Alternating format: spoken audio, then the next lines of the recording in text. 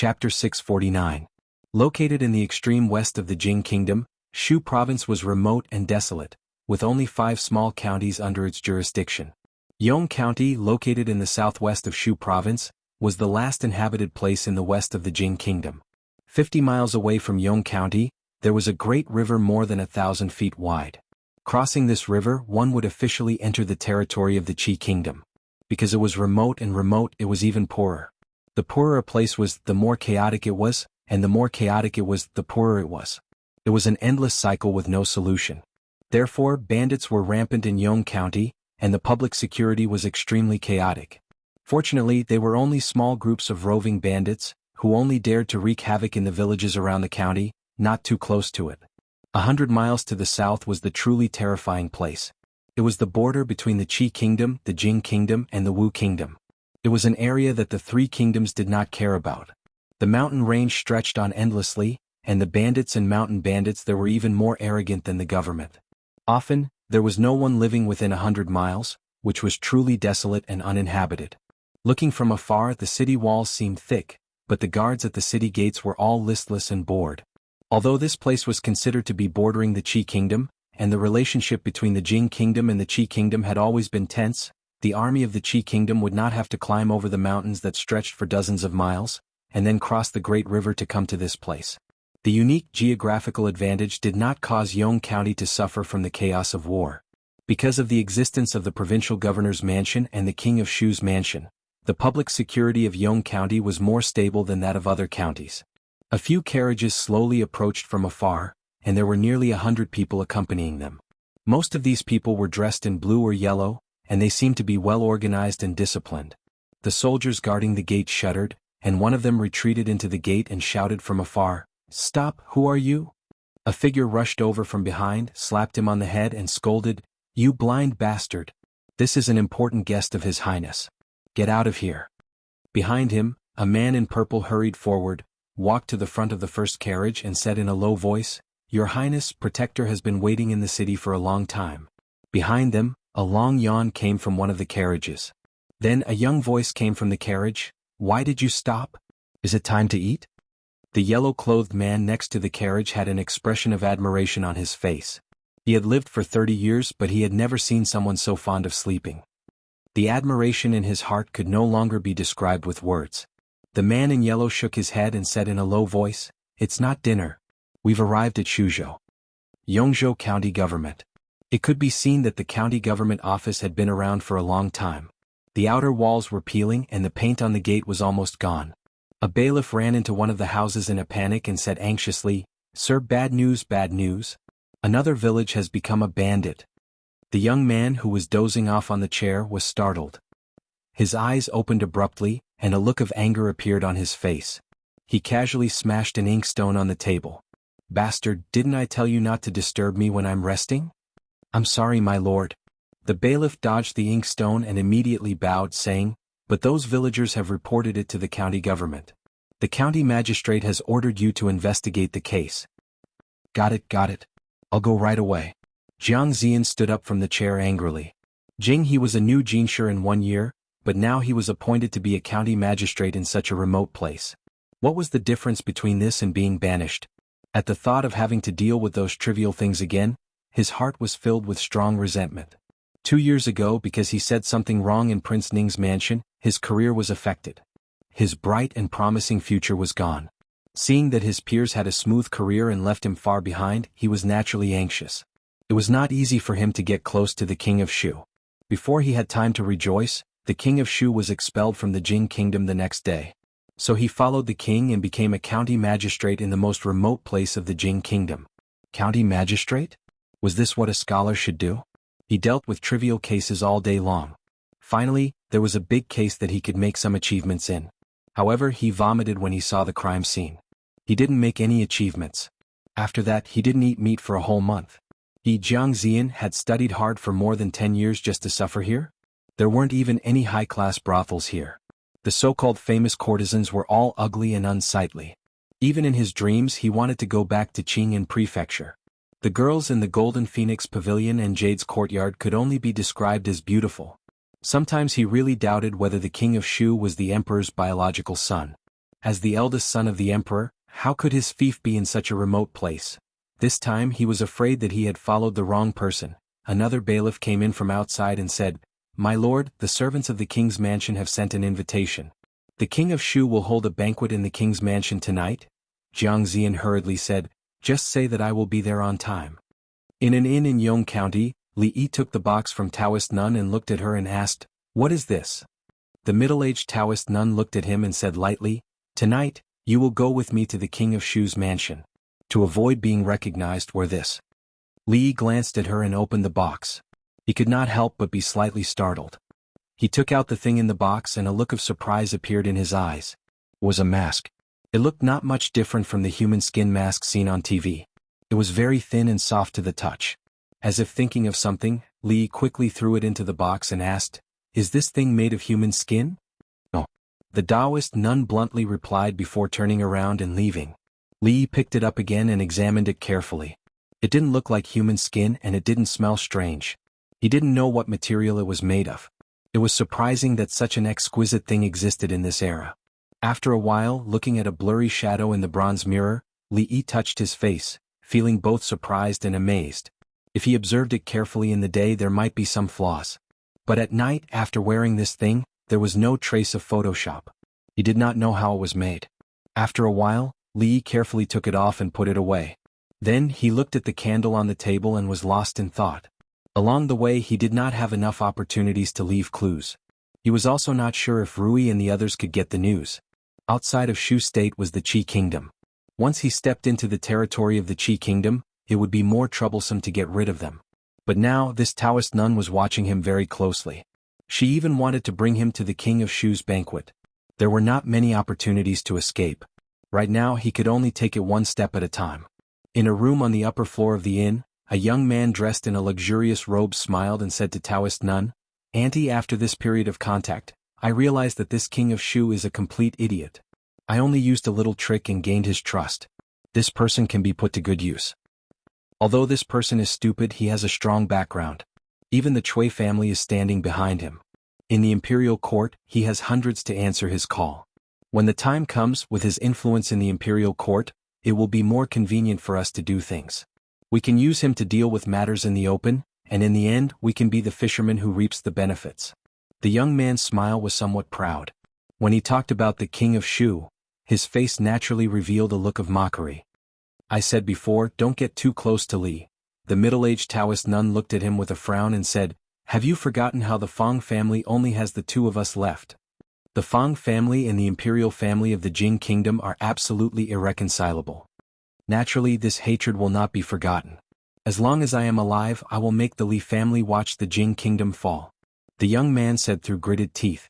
Then he said seriously, "However, before that, for the sake of the greater good, it is necessary to endure." Chapter 650. Fate really made fools of people. Li Yi remembered that the first time he got involved with the king of Shu was also in the king of Shu residence. It was the same invitation and the same king's mansion. The only difference was that the first time was in the capital city, and this time it was in Shuzhou. After going around in circles, everything seemed to be back to square one, but in fact the route had already gone astray. At least the king of Shu had gone astray. He was a noble prince with a powerful background. Instead of being a prince in the capital city and waiting to inherit the throne, he had to go to such a remote and desolate place. Why bother? Li Yi walked downstairs with the Taoist nun. A middle-aged man came out of a room. Seeing him, he was stunned and asked, "Aunt, who is this?" "An important guest." The Taoist nun seemed unwilling to explain too much, so she just said one sentence. The young man looked at Li Yi suspiciously but did not say anything. He walked to the other side of the Taoist nun. Li Yi touched his cheek. It was stuck quite tightly so it should not fall out suddenly. Otherwise, he was not sure whether the king of Shu would be scared to the point of having a heart attack or something like that if he showed his true self in front of the king of Shu. Even if he did not, he had to be careful. Li Yi weighed in his heart whether to be taken to the Qi kingdom by the Taoist nun or to show his true self in the king of Shu's territory. He felt that the former was less dangerous. Fortunately, the king of Shu did not know that the reason why he was banished to Shuzhou was that he spared no effort to help him for free. Otherwise, even if the Taoist nun was a grandmaster, she might not be able to stop him. Yong County was not large, and the king's mansion was located in the most prosperous part of the county. Before entering the mansion, the first impression Li Yi had was that it was shabby. It was too shabby. He had been to two mansions, Prince Ning's mansion in Qing and Prefecture and the King of Shu's mansion in the capital city. He had been to countless palaces in the Imperial Palace, but the King of Shu's mansion in Yong County was indeed the shabbiest one he had ever seen. Based on this, it could be inferred that the King of Shu's life here should not be very comfortable. Li Yi's guess was right. The King of Shu was indeed not living a comfortable life. Anyone who was banished from the capital, the center of power, to this place would not be in a good mood. Not only was it remote, it was also impoverished. Even though he was known as the King of Shu, he had never thought that he would one day come to this place. Why are you dilly-dallying? Have you not eaten yet? The King of Shu walked out of a spacious room and pointed at the maids and servants who were in a hurry. He frowned and said, "I's banquet is about to begin. If you delay, be careful of your heads." There was nothing good about Shu. The place was not good and the people were not good. Even the servants in the manor were not as easy to order around as they were in Jingdo. The King of Shu had never hated the word Shu as much as he did now. A figure walked over from afar with a face full of smiles. He first cupped his hands and bowed to the King of Shu before saying, "Your Highness, there's good news from the capital." A look of joy appeared on the King of Shu's face. He immediately asked, "What news? Did Father summon me back to the capital?" The man revealed an awkward expression and said, "No, Your Highness." The King of Shu's expression became a little ugly. He asked, "What's the good news?" The man said embarrassedly, "Your Highness, Li Yi, the County Earl of Chang'an, has been missing for nearly a month. I'm afraid he's dead." Hearing a certain name, the King of Shu's spirit was lifted. He asked, "Who are you talking about?" The man immediately said, "Li Yi, the County Earl of Chang, and Li Yi." "Li Yi is missing?" The King of Shu asked in surprise. "Yes, this news just came from the imperial court. It should be true." The man was the chief clerk of the King of Shu's mansion. At this moment, as soon as he received the letter from the imperial court, he immediately came to report. "Is he dead?" The King of Shu asked expectantly. The man was stunned and said, "There's no specific news yet. The imperial court said that County Earl Li was kidnapped by bandits. He went all the way to the west and may pass by Shu State. They asked the local officials to pay attention to this matter. If they find any trace of County Earl Li, they must find a way to rescue him." "Rescue him? County Earl Li is the pillar of our Jing kingdom. We must find a way to rescue him." The King of Shu sneered and said, "Send someone to the provincial governor's mansion and then to the government offices of all counties. If there's any news of Li Yi, they must report to I immediately." "Yes." The man bowed and quickly retreated. "Li Yi." A cold smile appeared on the King of Shu's face.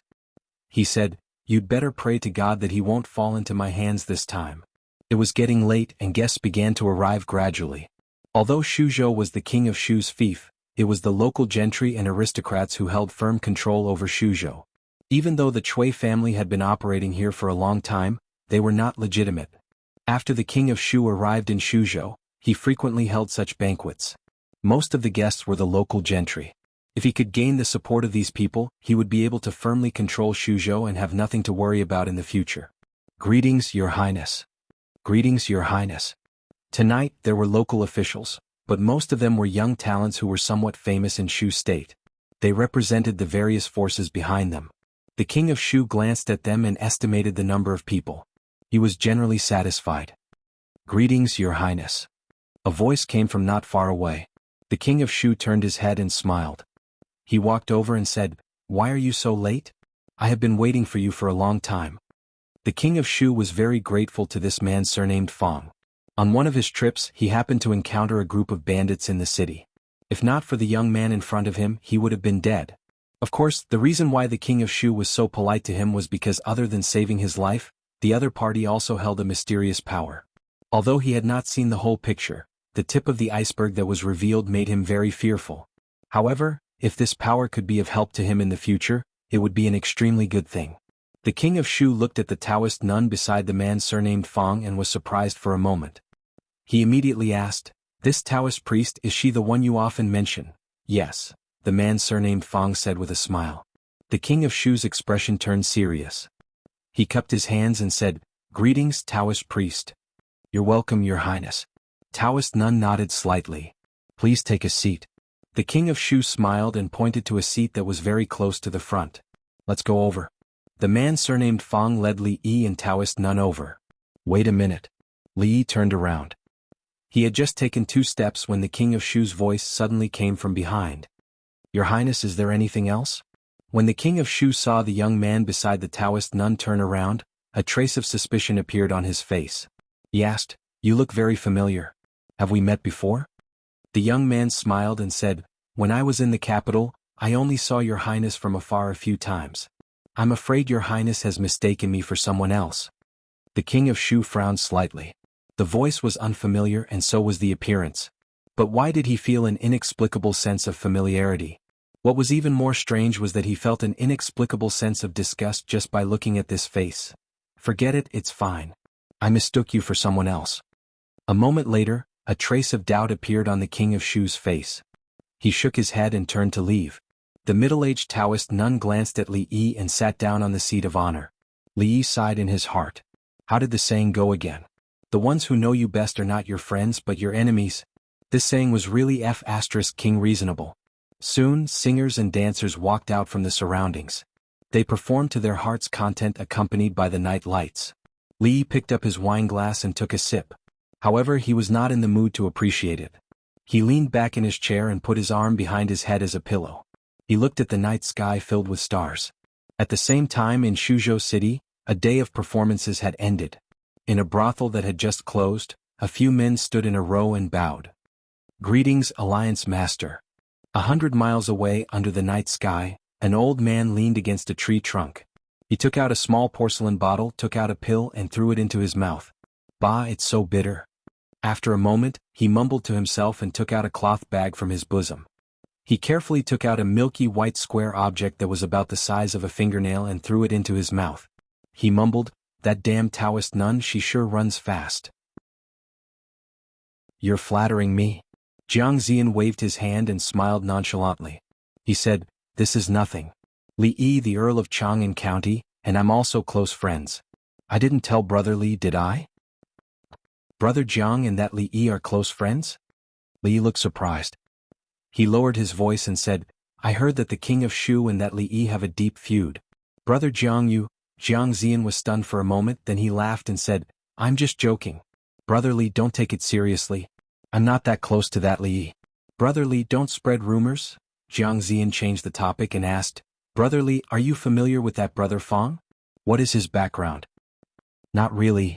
Li shook his head and said, In fact, today is the first time I've seen him. Jiangxian looked a little disappointed.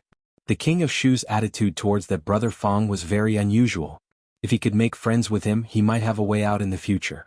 He had originally wanted to find out something from this place, but this goal had failed. Brother Jiang is the county lieutenant of Yong County? Li suddenly looked at him and asked. Since he had nothing to do, it was good to listen to Brother Jiang brag and kill time. Jiangxian nodded with flagging interest. When he was about to leave after a few words, he suddenly heard the young man opposite him say, To tell you the truth, I was also a county lieutenant for a period of time. Huh? Jiangxian was stunned and asked, Brother Li was also a county lieutenant? Yes, Li sighed and said, The past is unbearable. Let's not talk about it, let's not talk about it. At a certain moment, the way Jiangxian looked at him immediately changed.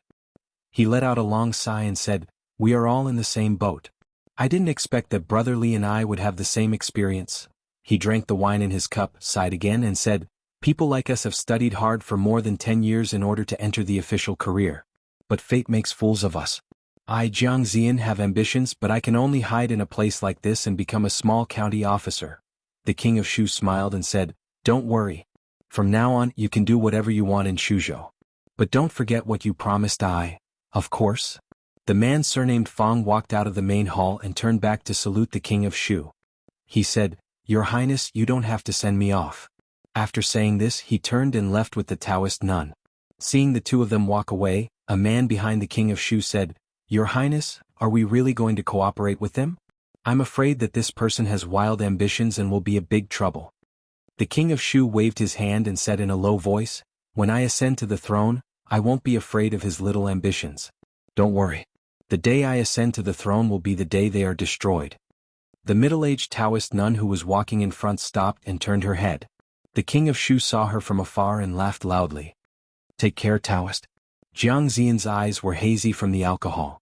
He patted the table and said, "In the future, if Brother Li has any trouble in Yong County, you can come to the county government to find me."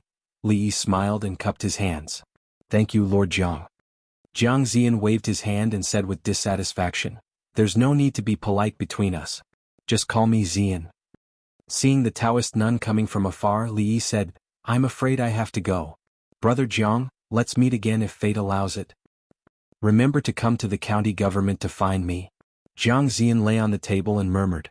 Then he fell into a deep sleep. Seeing Jiang Zian's appearance, the man surnamed Fang asked in surprise, "Do you know each other before?" "We just met." Maybe it was the common experience that triggered some kind of emotion in Brother Jiang's heart. After a few words, Brother Jiang treated him as a bosom friend and confided in him. Brother Jiang wished they had known each other for 20 years and almost became sworn brothers on the spot. Of course, it could be just because of his personal charm. After all, although the mask covered his face, it could not cover his temperament. If the mask was taken off, the effect would be better. Our power in the Jing Kingdom is still very weak. Although there are many believers in the capital, they are now being watched by the government and dare not act rashly. In a place like Shuzhou, the government is not very active, which is more suitable for the development of the holy religion. Now that we have reached an agreement with the king of Shu, he will not stop us and will even provide us with convenience. However, at present, we are still a little short of silver, and the king of Shu is not willing to provide us with it. He did not know if the young man did not treat him as an outsider or if what he said at the moment was not considered confidential. Li Yi was slightly surprised. This guy, the king of Shu, was really messing around with these people. It would be best if we can let him become a believer of our holy religion. The king of Shu is the eldest son of the emperor of the Jing Kingdom. He is most likely to live in the East Palace. In the future, when he inherits the throne and ascends to the throne. When the young man was talking about these things with some excitement, a voice suddenly came from behind. "The king of Shu is most likely to inherit the throne?" Li Yi looked at the young man in surprise and asked, "Don't you usually pay attention to court affairs?" The young man was stunned. He turned around and looked at Li Yi with a frown. He asked, "What do you mean? Have you ever thought about why the king of Shu was banished to Shuzhou when he was doing well in the capital? Which emperor would banish the crown prince out of the capital when he was seriously ill? A few months ago, Prime Minister Qin no longer supported the king of Shu. The king of Shu's faction has already lost the support of Prime Minister Qin. Have you ever thought about the reason behind this? Why doesn't the School of Mathematics, which the imperial court has placed high hopes on, have any students who are related to the king of Shu? In just half a year, the imperial court has undergone several major purges. Have you ever investigated who were the ones who were purged? Have you ever thought about what will happen to the 100,000 believers by acting so rashly? What holy religion? Li Yi felt that he had overestimated them. Their reputation was very domineering, but their intelligence system was simply rubbish. They used old calendars as the latest information. It would be fine if they did not rebel, but once they did, they would die sooner or later. The Taoist nun turned to look at Li Yi with a thoughtful expression. The young man's expression froze. He opened his mouth and asked, "Is what you said true?" Chapter 652. Is what you said true? Li Yi glanced at him and saw that the youth surnamed Fang was looking at him suspiciously. Li Yi shook his head slightly. This young man's question was not up to standard. No one knew the cause and effect of these incidents better than him. He knew what others knew and he knew the details that others did not. No one knew better than him how the once lofty king of Shu had fallen step by step to the state he was in today. Of course, it was all his own doing. As an outsider, he could not bear to watch a good hand of cards being played to such a state. Now that things had come to this, the king of Shu was destined not to be the emperor. If he left Shu for the capital now, he would die halfway through the journey. This was already decided when he left the capital. If he really colluded with the Taoist nuns faction, there would be more trouble when the time came. Therefore, it was necessary to persuade these people to change their ways. It was not easy for such a large sect to start from scratch. It would be a pity if the king of Shu, who had cheated his teammates for 20 years, were to destroy the foundation that they had built up over the past few decades. Even Li Yi himself could not bear to do so. Thank you for your reminder, brother. I will investigate carefully. The youth surnamed Fang cupped his hands and said, "We are all on the same side, it is what I should do." Li Yi waved his hand and walked into the inn. He instructed the waiter downstairs, "Send some food and wine up later." Just now in the king of Shu's mansion, He had only heard Brother Jiang boast and sigh, spittle flying everywhere and ruined a table of food. Now he was a little hungry.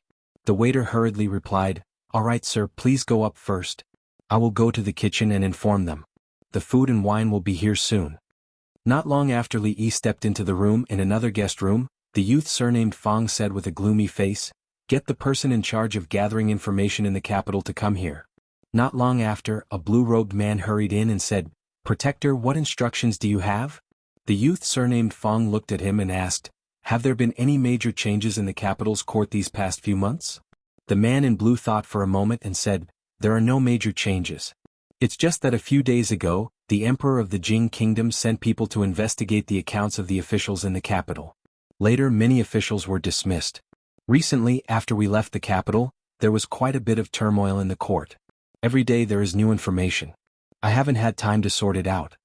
The youth surnamed Fang said in a deep voice, "Bring me all the information you've gathered." "Yes, guardian." After a while, the man in blue took a thick book and walked into the room again. The youth surnamed Fang sat down in front of the table and quickly flipped through the pages. As time passed, his expression became increasingly ugly. The king of Shu incited public opinion and attempted to force the abdication of the throne. He was expelled from the capital. The Divination Academy, the assistant minister of the Ministry of Justice, the Ministry of Revenue, the purge of the imperial court, the son of the assistant minister of the Ministry of Works has been killed. The assistant minister of the Ministry of Works will have his property confiscated. The women will be given lowly status, and the men will be exiled for 3,000 li. Useless. The youth surnamed Fang slammed the table fiercely and stood up from his chair. The man in blue hurriedly knelt on the ground and said loudly, "I did not do my job well. Please punish me, guardian." The youth surnamed Fang did not look at him and muttered, "If the holy religion wastes its resources on this kind of useless person, I'm afraid it will be like drawing water with a wicker basket." Before this, he had always thought that the king of Shu was the only candidate to inherit the throne. After hearing the man's words and carefully understanding the current situation, he finally understood that the situation in the imperial court of the Jing kingdom had changed so much. Although he had a deep hatred for the current Emperor Jing, he would not think that he was a fatuous ruler without talent and virtue. He would not be so fatuous that he would banish the crown prince thousands of miles away when he was seriously ill and carry out a purge in the court to reduce the power behind him. The only explanation was that the king of Shu no longer had a chance to become the emperor. Although useless people are useless, they still have some use. A cold smile appeared on the youth surnamed Fang's face and he said, "Pass down the order. Come on, send these dishes to the guest in room 7 upstairs." The waiter brought out a tray and put it on the table. After giving the order, he went back to the kitchen to busy himself. "I'll do it." A waiter was about to run over when a handsome manservant came out of the kitchen. He carried the dishes with both hands and walked upstairs. In the room, Li Yi sat at the table and poured a cup of tea. He sipped it and was lost in thought as he looked at the flickering candlelight. That damn Taoist nun was really a headache. In the past, when he was with Rui all day long, he did not feel that a grandmaster was very powerful. Previously he did not feel that Taoist nun was very dangerous. Now he finally understood why all the people in the martial arts world changed their expressions when talking about a grandmaster. Every time he woke up, he felt that this Taoist nun was even more unfathomable. This kind of feeling really made him feel helpless. He held the teacup with a little force. With a crack, the teacup broke. Finally, when he opened his hand, there was only a pile of white powder left in his palm. There was a knock on the door. It should be his supper. With his back to the door, Li Yi was too lazy to look back. He said casually, "The door is not closed. Come in." Then there was the creaking sound of the door opening. "Just put it here." Li Yi pointed to the table casually, clapped his hands and said, "Remember to close the door when you go out." The manservant put the dishes on the table and turned to leave. Soon, Li Yi heard the sound of the door closing. Shuzhou was really a remote place. The chef in the inn's kitchen was obviously not good at cooking. The dishes were black and had no appetite. Li Yi did not even recognize what the dishes were.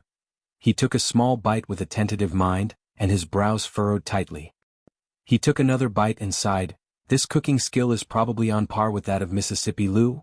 After saying this, his body inexplicably shivered and his hair stood on end. He slowly turned his head and saw a figure standing behind him. At this time, the figure was looking at him coldly with his arms crossed. Li Yi's eyes widened and he blurted out, "Ru." He was only able to say one word before his mouth was blocked by the figure. Separated by a wall, the middle-aged Taoist nun sitting cross-legged on the bed slowly opened her eyes. "Gua, I can give up the whole world, but at least I have you, who is worth cherishing. And you are here, the miracle of life." There was a strange song coming from the other side. It was not the music that was popular in the Qi kingdom or the Jing kingdom. It inevitably sounded a little different, but if one listened carefully, it was still pleasing to the ear. In addition, there were other voices coming. "Young man, don't go back. Sit down and have a drink with me. Let me tell you, you'd better fire the chef in the back kitchen of the inn as soon as possible. It will affect the business. If you don't believe me, you can try it yourself." The middle-aged Taoist nun shook her head. That Li Yi had always given her the feeling that he was different. He always did things that ordinary people could not understand. Until now, she had become much more used to it. If she thought about it carefully, those who were capable were mostly like this. They had some strange habits or behaviors, so she had always turned a blind eye to these things. There were still many things that she needed him in the future. Even if she could not make him loyal, she could not cause too much disgust. The middle-aged Taoist nun turned her head and looked at him, then slowly closed her eyes. Chapter 653. "Hey brother, why don't you speak? Are you mute?" Li Yi said. He dipped his index finger in the tea and wrote a line on the table. "The Taoist nun is next door. Are you alone?" Mississippi Lu nodded and then pointed to his face. Li Yi was stunned for a moment and his eyes widened again. "Are you really alone?" he mouthed. Mississippi Lu nodded and pointed to his face again. "Rui." Li Yi had just written 2 words on the table when Mississippi Lu nodded slightly and pointed to his face again. The important thing now was not his face but how they could escape. Li Yi waved his hand, reached to his ear, touched the edge of the mask and tore it off. Hiss. He almost cried out in pain. He covered his burning face with both hands and tears were about to flow out of his eyes. "I'm sorry, I didn't know you were mute." With tears in his eyes, Li Yi choked with sobs and said apologetically, "I'm sorry, I used to have a friend who suffered from aphasia, but he is no longer here. I'm sad and lost my composure. I'm sorry, wait here. I'll find a way." Second Miss Lu wrote a line of words on the table with tea. She took a deep look at him, turned around and left. Li Yi stood up and said, "Brother, hey brother, don't go. I didn't mean it. I didn't mean to say you were mute." Watching Mississippi Lu walk out, Li Yi closed the door and sat back at the table. Mississippi Lu actually caught up with him. This was probably the best thing that had happened in recent days. Although the two of them together were no match for the Taoist nun, they inexplicably felt much more at ease in their hearts. Of course, if second great uncle wasn't worried about his old arms and legs and could come along, he wouldn't be here right now. Instead, he would be in the room next door, making that Taoist nun kneel down and say that she conquered him. Every time he woke up, he would silently express his admiration for second great uncle in his heart. Using cheats wasn't scary. What was scary was using cheats for a lifetime. He looked at the pile of powder on the table and couldn't imagine what kind of realm second granduncle had reached. Having an old man at home was like having a treasure. Calculating it, the old man could still sleep for a few decades. The current him was already terrifying enough. After a few more decades, would he really be able to break through the void with his sleep? Li Yi picked up his chopsticks. At this time he no longer felt that the dishes on the table were unpalatable. Soon he ate them all. Not long after he put down his chopsticks, there was a knock on the door. "Little brother, are you here to collect the plates?" Li Yi quickly walked over and opened the door. When he saw Taoist nun standing outside, he walked straight into the room. The middle-aged Taoist nun sat on a chair in the room and asked, "Has your hypersomnia not recurred in the past 2 days?" Li Yi closed the door and walked over. He said, "It's easy to get sleepy after sitting in the carriage for a long time. I'm much better these days. I've long heard that you have a grudge against the king of Shu." Li Yi waved his hands repeatedly. "It's just a small matter. You're right about one thing. The treatment that the king of Shu has received is indeed not what a crown prince should have." The middle-aged Taoist nun looked at him and said, "But don't forget that he is the eldest son. No matter how mediocre he is, he has the Chui family behind him. There are so many big families and so many courtiers. It's reasonable for him to be the emperor. You also know that Emperor Jing doesn't have much time left. This time, the king of Shu has only touched the bottom line of an emperor. Once Emperor Jing's illness worsens, the king of Shu is bound to be summoned back to the capital city. Have you ever thought about how you and the Li family should behave at that time?" Of course Li Yi had thought about this matter. Because he knew that he and the king of Shu were like fire and water, he had long left a way out for the Li family. That was why he had done so much for the eldest princess for free. That was why he had sent the king of Shu out of the capital city. That was why he had caused the king of Shu's faction to be greatly weakened. That was why the king of Shu could only stay in Shuzhou for the rest of his life. Once he left Shuzhou, he would face the pursuit of countless killers. With the title of the king of killers, killing a person in 10 steps and unstoppable in 1,000 miles, and the temptation of 10,000 taels of silver, there would always be a lot of people who couldn't resist such a generous treatment. If 10,000 taels of silver was not enough, then 20,000 taels of silver. Whether it was fame or profit, he would definitely satisfy those people. The Taoist nun said again, "You should know that the day the king of Shu ascends the throne will be the day the Li family is destroyed. Although the Jing kingdom is big, there is no place for you." "That's right." Li nodded. In principle, what the Taoist nun said was not wrong at all. Even if you hide in other countries, I don't think you will have a good life. The middle-aged Taoist nun looked at Li Yi and said, "As long as you join the holy religion, I can definitely guarantee the safety of you and the Li family. At that time, you can follow the holy religion to overthrow the Li family's imperial power. Then, you will be above tens of thousands of people. I have asked you to consider this a long time ago. What do you think now?" Li Yi sighed and said, "I am not talented and incompetent. I really don't know what I can do for you, Taoist nun." "You don't have to be modest." The middle-aged Taoist nun shook her head and said, "Among the younger generation of the Qi kingdom and the Jing kingdom, the only one who can compare with you is the third prince of the Qi kingdom. You are different from him. In the whole world, you are the only one who can catch my eye." These words made Li Yi blush a little. Although this Taoist nun was a little bad, her words were rarely to the point. She was also born with a pair of sharp eyes and had once saved him.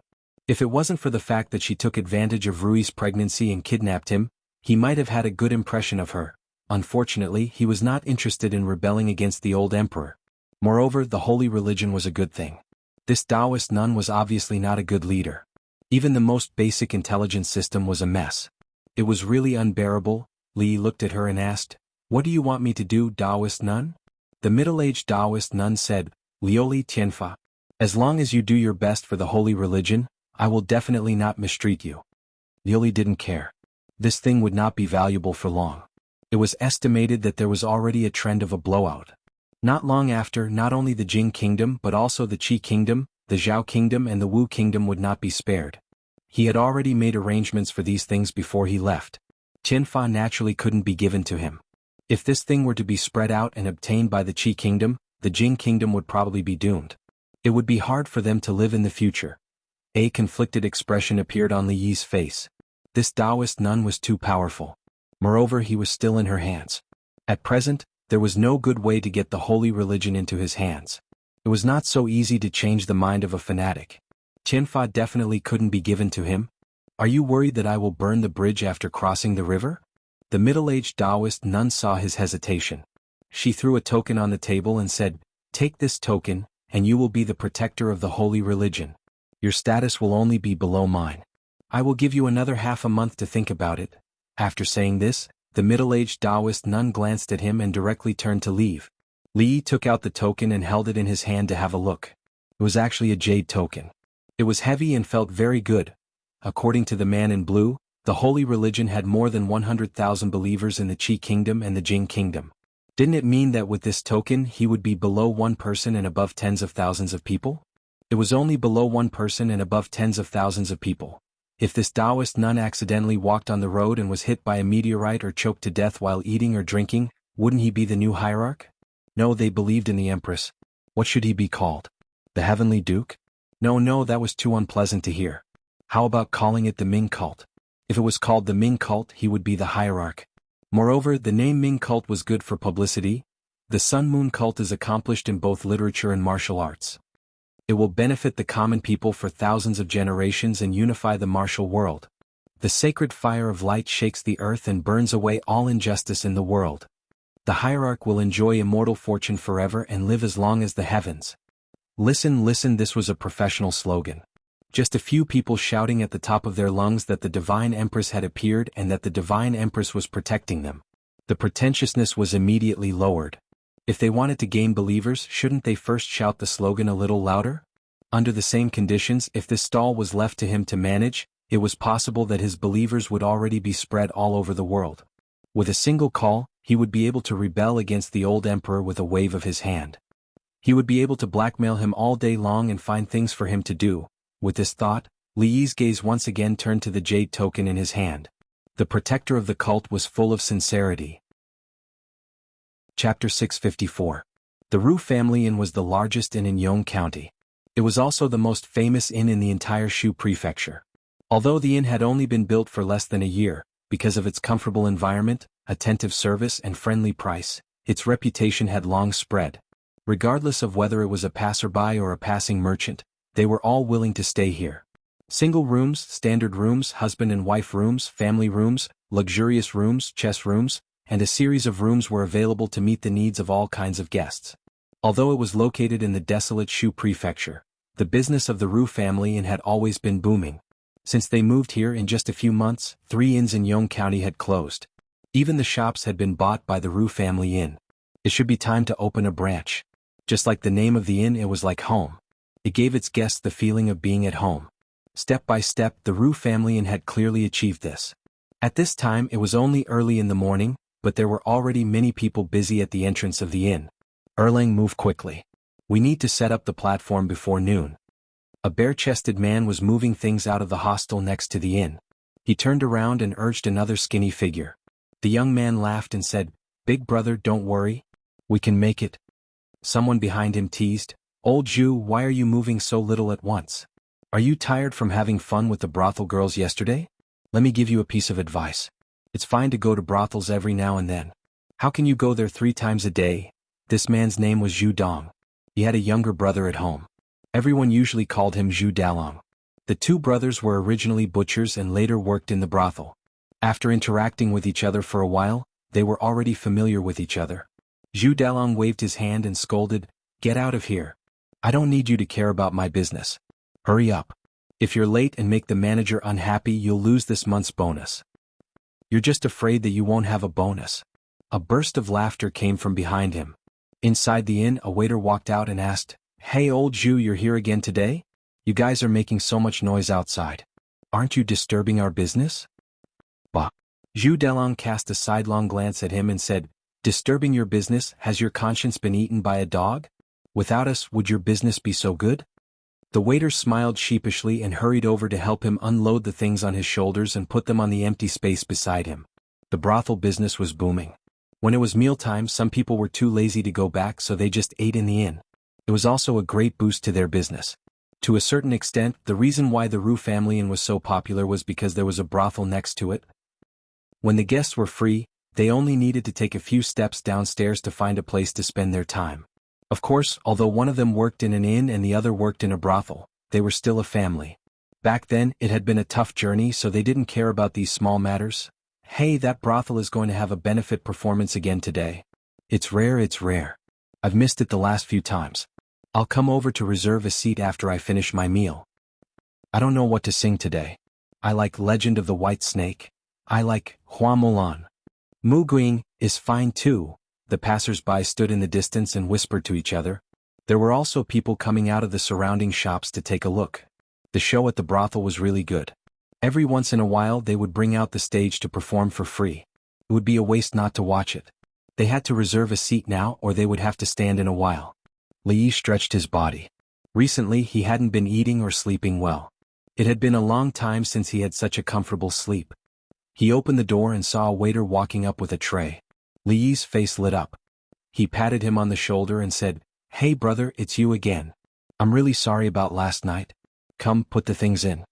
15 minutes later, the waiter walked out of the room. Downstairs, the man with the surname Fong walked out of the room. Immediately, a man in blue came up to him and said, "Envoy, everything is ready. When do we start?" "Tonight at midnight."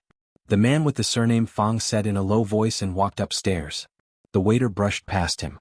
The man with the surname Fong suddenly stopped and said, "Stop." He turned his head and looked at the waiter and asked, "Are you a waiter here? Why didn't I see you a few days ago?" The handsome waiter looked at him indifferently. There was no change in his expression. "Raise your head." The man with the surname Fong had a look of doubt on his face. He extended his hand to hold the waiter's chin. His other hand reached out from the side and grabbed the waiter's wrist. Li looked at him with a smile and said, "Brother Fong, this brother can't speak. The waiter glanced at Li Yi and turned to go downstairs. Stop. A hint of anger appeared on the man with the surname Fang's face. Just as he was about to chase after him, the hand firmly grabbed his wrist. He couldn't break free no matter how hard he tried. His expression changed slightly. When he turned his head to look at Li Yi, a strange expression finally appeared on his face. Li Yi loosened his grip. The man with the surname Fang looked at him and said, "I've underestimated you before." After saying that, a hand suddenly reached out and went straight for Li Yi's throat. Bang. After a dull sound, Li Yi took 2 steps back. The young man's body swayed on the spot and an unnatural red flush appeared on his face. Li Yi waved his hand. This guy was indeed powerful. Back at the Heroes Conference, he was able to fight Yang Luqing to a standstill. He was not someone that Li Yi could defeat just by sleeping a few times. As he waved his sleeve, something flew out from his sleeve and landed on the floor, making a clear sound. The man with the surname Fang instinctively lowered his head to take a look. After being stunned for a moment, his expression changed greatly the next moment. Blue Dragon Envoy. He suddenly raised his head to look at Li Yi and said angrily, "How is this possible?" Thump. The 2 men in blue behind him immediately knelt on the ground and said loudly, "Your subordinates greet the left guardian." The man with the surname Fang took a step forward and picked up the token on the ground. He flipped it over and looked at it. The azure dragon pattern carved on it was vivid and lifelike. He took out another token from his waist. It looked almost exactly the same as this one, but what was carved on it was a white tiger. Azure dragon on the left and white tiger on the right. The azure dragon was the leader, and the white tiger was the support. The left guardian of the holy religion. The left protector whose status was only below that of the empress. He narrowed his eyes, looked at Li Yi and said coldly, "Where did you get this token? Tell me the truth." Li Yi calmly glanced at him and did not say anything. A trace of anger appeared on the young man's face. He turned to the 2 men in blue behind him and said, "You too capture him. I'll go ask her ladyship."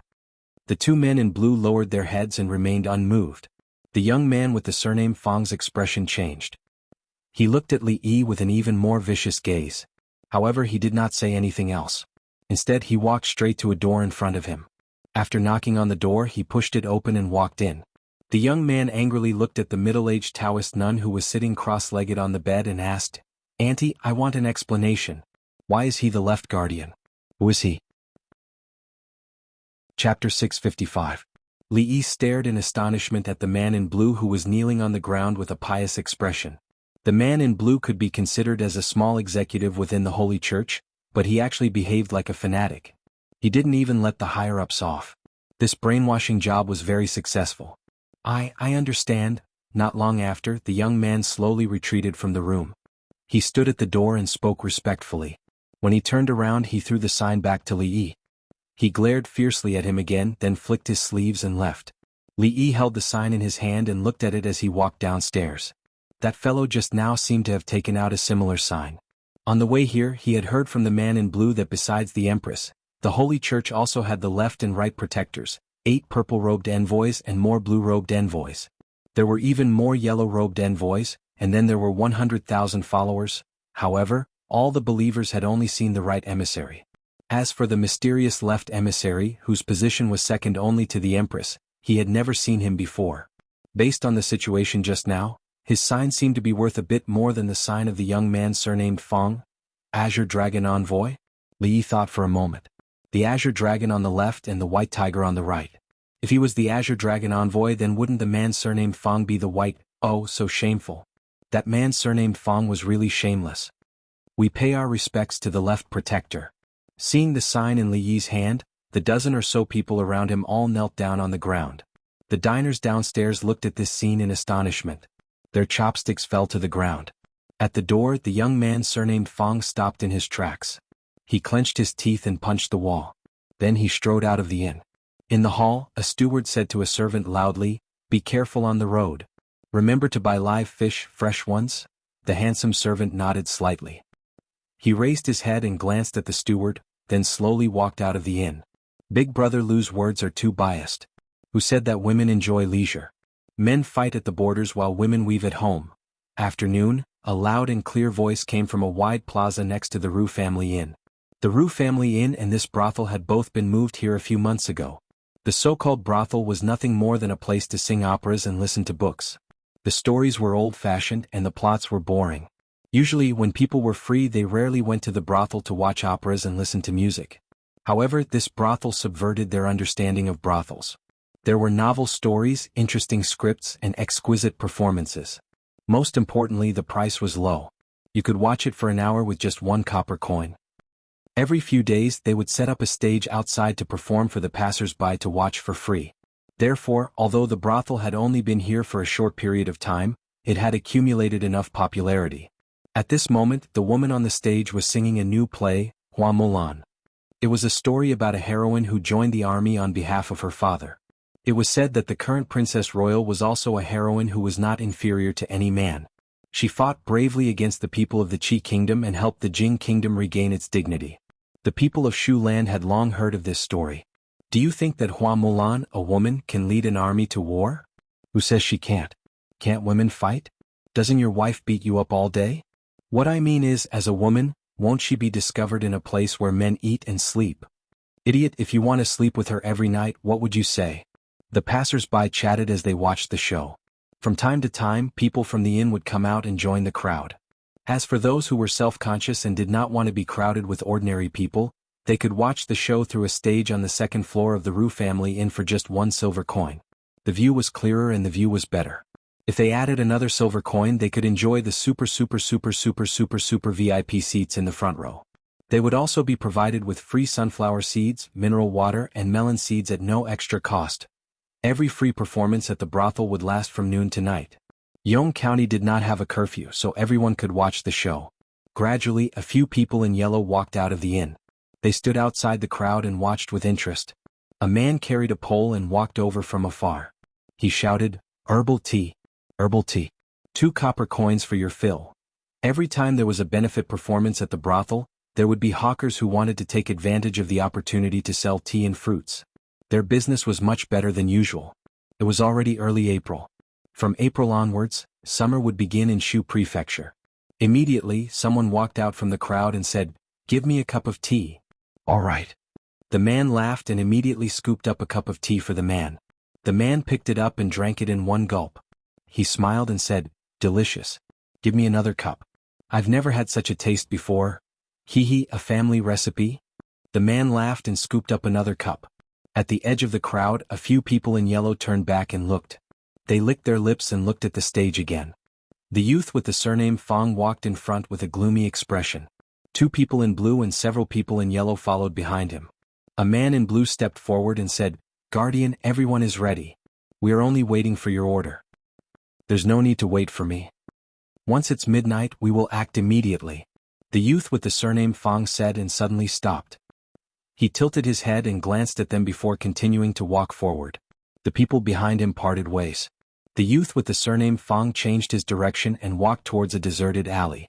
Yong County was desolate and not very prosperous. The further the youth with the surname Fong walked, the more remote it became. After about 15 minutes, he reached a dead end.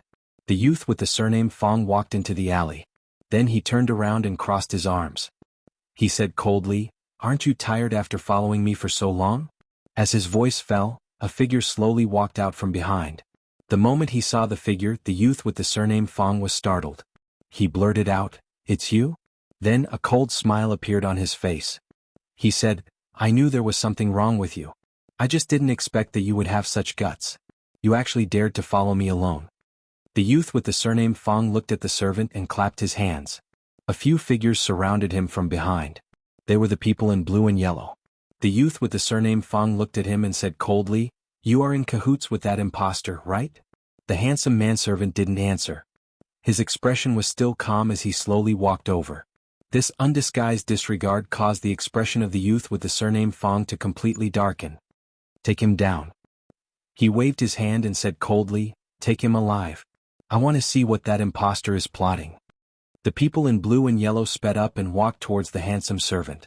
3 breaths later, the youth with the surname Fong knelt on the ground. A long sword was pressed against his neck.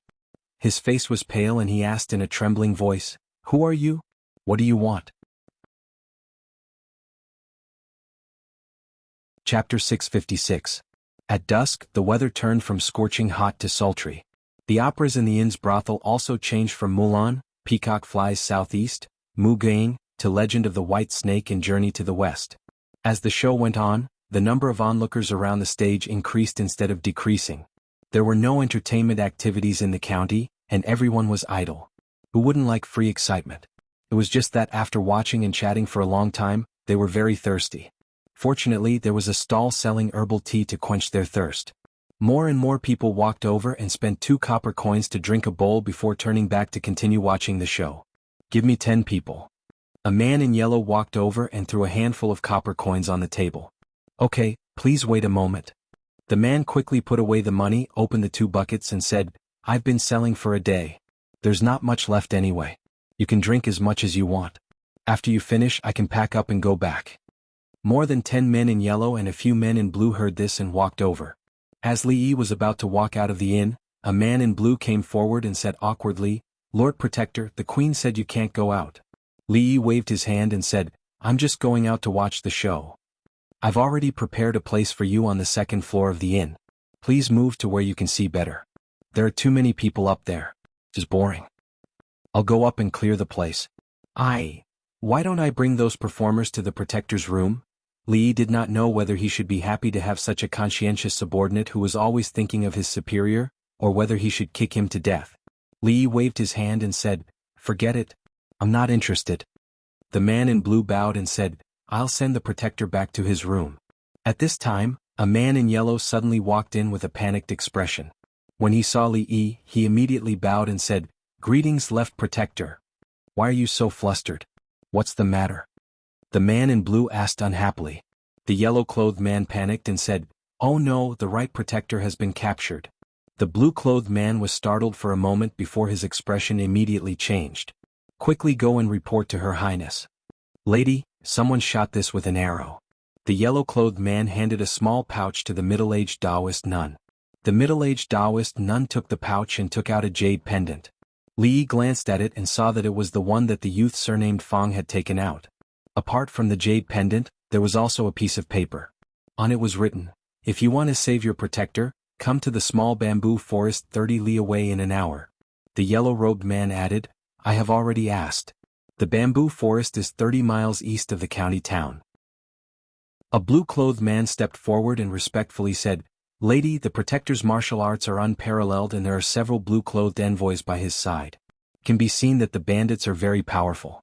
Why don't you let this subordinate lead a group of people and go? All of you wait here, I will personally go. The middle-aged Taoist nun lightly said, Prepare the horse. A moment later, the blue-clothed men in the inn looked at each other. The lady and the 2 purple-clothed envoys had gone to save the Protector. They did not know who was so daring to kidnap the Protector. However, from the looks of it, the strength of those people could not be underestimated. It was likely that only the lady would be able to deal with them. Lord Protector, please return to your room to rest. Knowing that the Protector of the left had a special identity, the lady told them to keep an eye on her. A blue-clothed man turned around and respectfully said, Oh. Li Yi yawned and casually pointed at a manservant. He said, It just so happens that I am also sleepy and want to eat something before I sleep. Little brother, remember to have the kitchen make something delicious and send it up. Along the way they already knew that the Protector of the left had 2 hobbies, eating and sleeping. Especially the latter, it had already reached an unimaginable level. A blue-clothed man pointed at the manservant and said, Did you hear that? Immediately go to the kitchen and make a few. Thump. Before he could finish his sentence he felt a pain in his neck. His vision darkened and he fell to the ground. The other blue-clothed man was startled. He was about to move, but before he could make a sound he fell to the ground. Not far away someone had already noticed that something was wrong. As he ran over he shouted, someone come quickly. However, his actions did not receive much response. Outside the door, the man selling herbal tea had already disappeared without a trace. A dozen or so figures were lying on the ground, causing the crowd to panic. Let's go. Mississippi Lou casually pulled out autumn water from under the table and used its sheath to knock over a few people. She grabbed Li Yi's arm and rushed towards the door. Just as she was about to step out of the inn's door, she suddenly stopped. The middle-aged Taoist nun placed 2 fingers on her shoulder and said, Alliance Master Lu, long time no see. She originally wanted to lure the tiger away from the mountain to escape, but she did not expect the Taoist nun to play hard to get. She should have already left the county town in a quarter of an hour, but she suddenly appeared at the door. A grandmaster actually used such a shameless sneak attack. Mississippi Lu's acupoints were sealed. She could only speak and could not move. All the previous arrangements were useless under the Taoist nun's absolute strength. Take some people to the small bamboo forest and bring the protector back. The middle-aged Taoist nun ordered. 2 men in purple obeyed and sent people to bring back the dozen or so people who were drugged. They then gathered about 20 people and quickly left the inn. With such an accident and the fact that it was already late, the charity performance outside the inn naturally could not continue. The Taoist nun sat at the table and looked at Mississippi Lu and asked, "Alliance Master Lu followed us all the way from the capital. It must have been difficult, right?" Mississippi Lu glanced at her with a calm expression and did not speak. A hunchbacked old man who was being held down by the man in blue said, "My lord, this really has nothing to do with us. If we don't do as she says, she will bring people to kill my entire family." The old man's face was full of fear. He said with a trembling voice, "This old man has an 80-year-old mother, a son who died young and an 8-year-old grandson. My lord, please spare my life, please spare my life. My lord, he is the innkeeper of this inn." The man in blue brought the old man over and said. Mississippi Lu glanced at the old man and said, "He is right. This matter has nothing to do with him. If you want to kill me, do as you please. I don't want to involve innocent people." Listen, it really has nothing to do with me, it really has nothing to do with me." The old man seemed to finally realize that the Taoist nun in front of him was the one in charge. He hurriedly stepped forward and bowed, saying, "I was forced to do this. Spare me, spare me. Damn Taoist nun." When the sound of wind breaking could be heard, the expression on the Taoist nun's face changed drastically. It was too late for her to block it. She raised her palm and took a few steps back.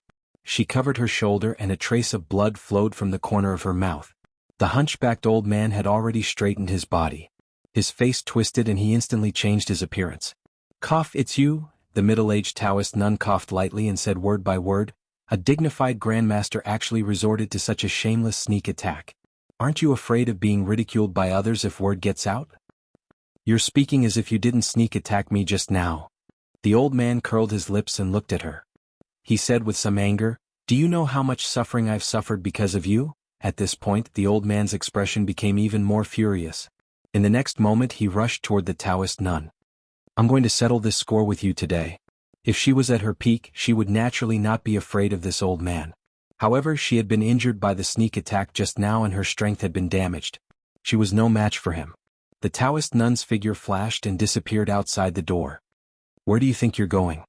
After dealing with the Taoist nun, these small fries were naturally easy to deal with. Thinking of the hardships he had suffered along the way, the old man's resentment toward her immediately increased. He immediately followed her out. "How do we unseal her acupoints?" Li looked at Mississippi Lu and asked anxiously. Mississippi Lu shook her head. "She used a unique technique. You can't undo it." "Then what should we do?" Mississippi Lu glanced at him and closed her eyes. After a moment, an abnormal flush appeared on her face. She bit her lip and after her body trembled, she suddenly opened her eyes. She picked up Autumn Water with one hand and grabbed his arm with the other. She said in a low voice, While she's not here, leave quickly."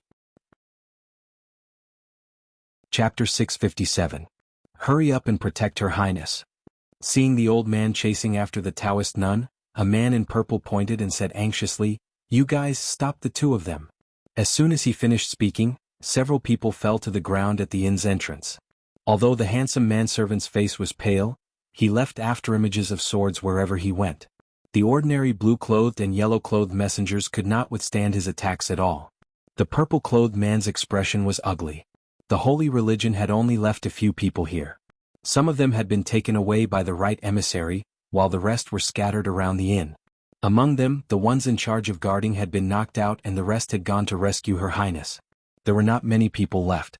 After a moment's hesitation, he quickly turned around and galloped in the direction where Her Highness had disappeared. Comparing the two of them to Her Highness, he immediately made a decision in his heart. "Leader, leave this to us. Hurry up and leave." In the darkness of the night, a man on a horse galloped over. He nimbly flipped over the horse and dismounted. Behind him there were several figures following closely. "Thanks." Li Yi and second young mistress Lu quickly mounted their horses.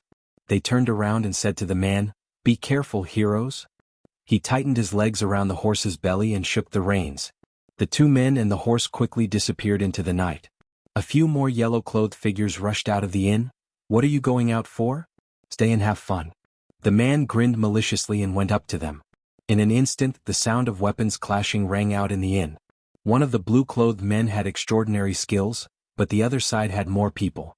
The yellow-clothed men could not help him much. The two groups were in a stalemate and fell into a stalemate. After a while, the man in front estimated that it was about time and shouted, "There's trouble. Brothers, retreat." As soon as he said this, the others no longer continued to fight. They quickly left the inn and ran into the depths of the night. Inside the inn, the blue-clothed man covered his wound with a gloomy expression. A yellow-clothed man came forward and asked anxiously, "Sir, what should we do now?" The blue-clothed man thought for a moment, then said in a deep voice, "Wait here for the Empress to return." Not long after, another person came forward to report. This subordinate found the shopkeeper tied up in the woodshed in the backyard. There were also a few workers there. After the battle just now, the blue-clothed and yellow-clothed men were all injured. They came to the woodshed and untied the ropes that bound the shopkeeper and his assistants.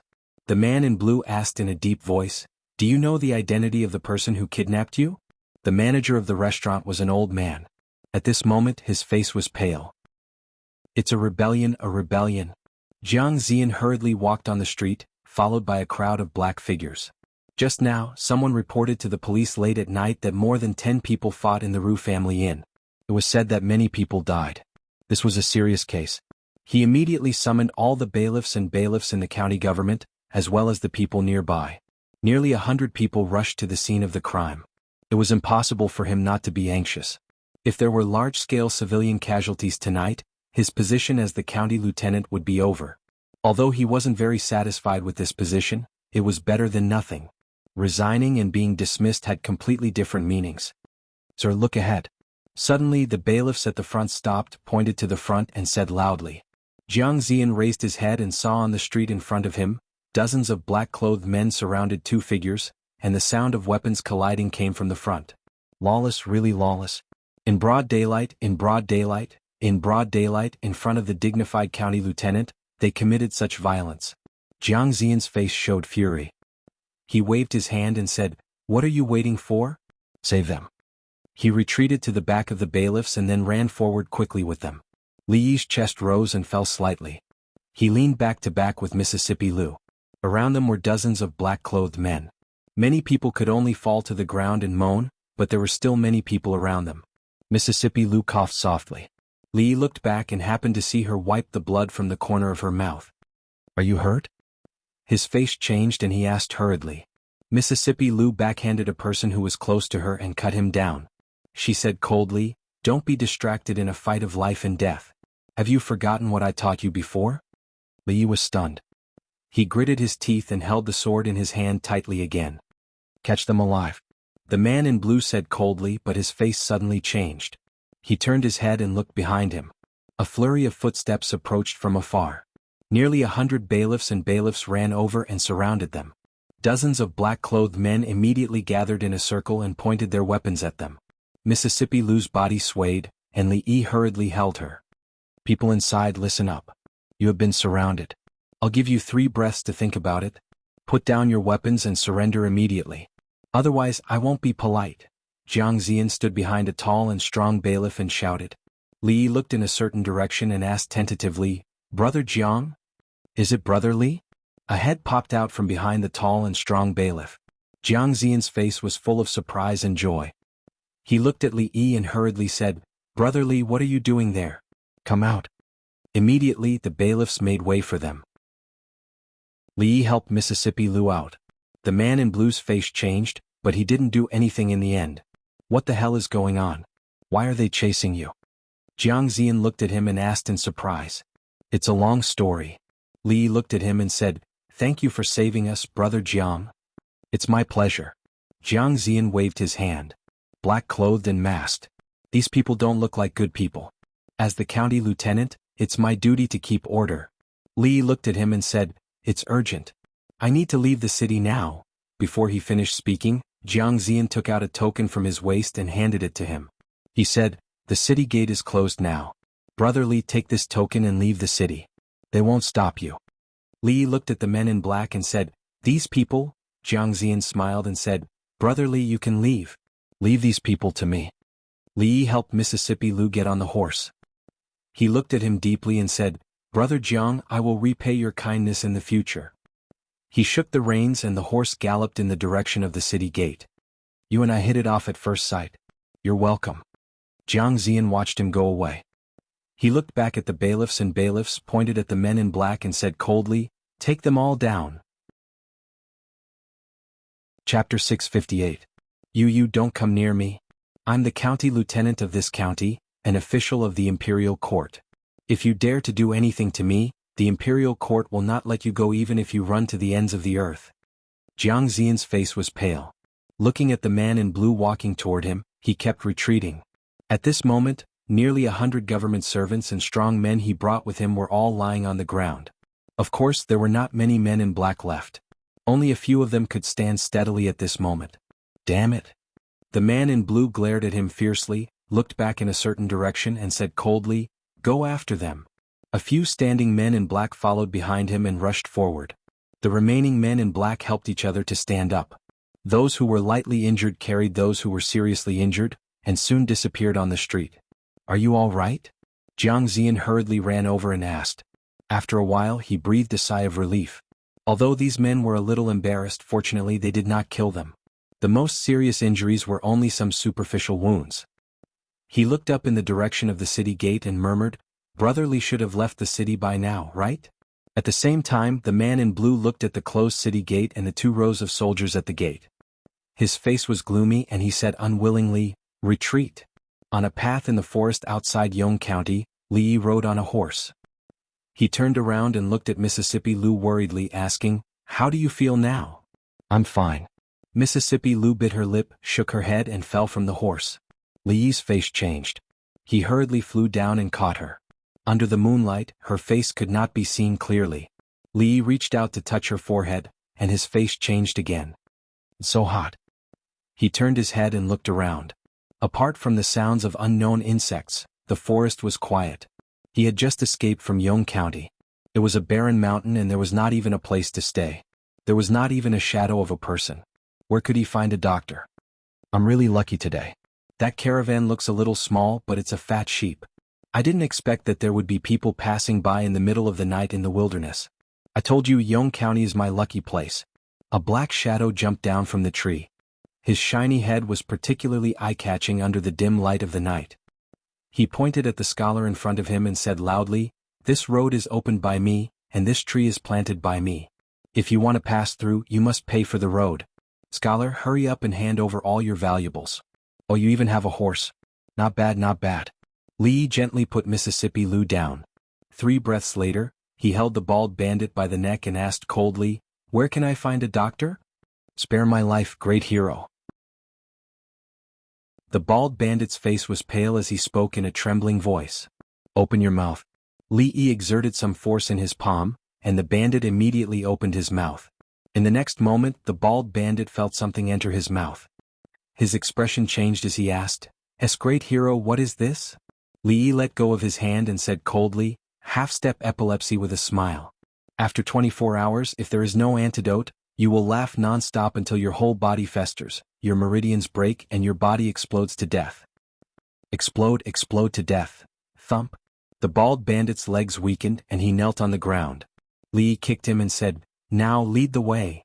In the dark of the night, an old man covered his chest and jumped down from the city wall that was dozens of feet high. In the end, he didn't manage to kill Taoist Nun. Although his sneak attack at the beginning was successful, it didn't achieve the result he had expected. Taoist Nun's strength was slightly higher than his, and there was also the group of troublesome little ghosts that gathered more and more. In the end, he could only seriously injure her. When he realized that he couldn't take her life today, he took the initiative to give up. Seriously injuring Taoist Nun should be considered as completing the mission, right? The old man took out a cloth bag from his pocket and threw a piece of candy into his mouth. He felt that he had forgotten something. He carefully filtered through the events in his mind. According to the second miss, if Taoist Nun really fell for the trick of luring the tiger away from the mountain, he should immediately leave the city and escape as fast as he could, rushing to the capital day and night. Even if Taoist Nun chased after him, it was still not enough for him to deal with Taoist Nun alone. But with the second miss, he would always be in an invincible position. If that damn Taoist Nun didn't fall for the trick, he would carry out the second plan. He would first seriously injure her, and the small fries would be easily taken care of. Then he would escort them out of the city. Suddenly the old man stopped in his tracks and froze on the spot. Damn it. He slapped his forehead and couldn't help but curse. Just now he was only thinking about killing Taoist Nun to vent his anger, and actually forgot the most important goal. If he couldn't bring them back safely, he wouldn't be able to complete his mission. The old man gritted his teeth and cursed bitterly, that damn Taoist Nun. The county magistrate of Yong County stood in front of the still-burning Ru family inn, his face extremely gloomy. At this time, the innkeeper was describing with tears and snot how those villains fought in the inn, and how they burned down the inn.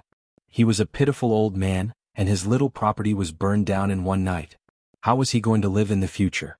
The county magistrate asked in a deep voice, "Do you know who did it?" "I only remember that the leader was a Taoist nun, and her subordinates in yellow and blue." The old man's confession was quickly confirmed by the surrounding neighbors. After all, those people in strange clothes had been in front of them for a day, and it was hard not to notice them. "It's them?"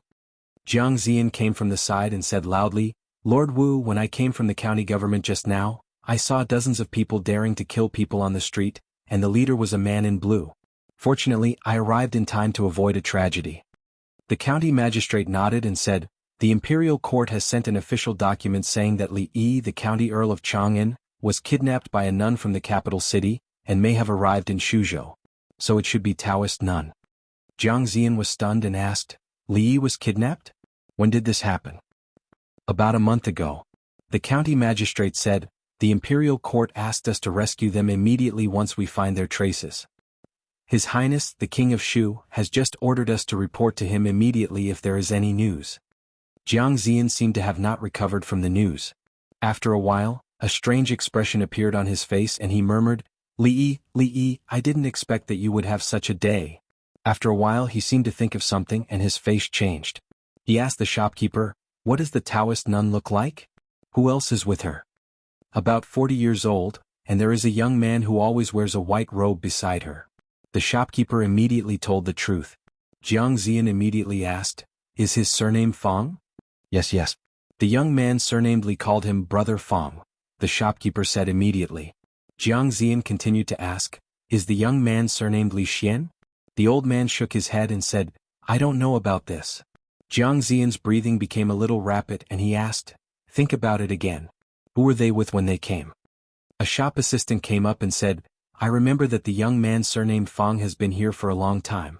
Yesterday, in addition to the Taoist nun and those strange people, there was another young man but what?" Jiang Zian asked impatiently. "But the young man's appearance." The shop assistant thought for a while, shook his head and said, "Maybe the first day was at night and I saw wrongly.